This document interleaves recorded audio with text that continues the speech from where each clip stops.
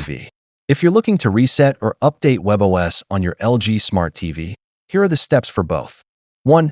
Update webOS on your LG Smart TV. Step by step. 1. Turn on your LG Smart TV. 2. Press the Settings button, gear icon, on your remote to open the Settings menu. 3. Scroll down and select All Settings or General, depending on your model. 4. Navigate to About This TV and select it. 5. Select Check for updates.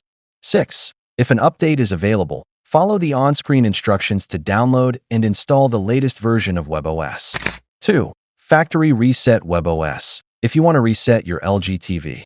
If you're experiencing issues and want to reset your LG Smart TV, you can perform a factory reset. Note that this will erase all your settings, accounts, and installed apps, returning the TV to its original state.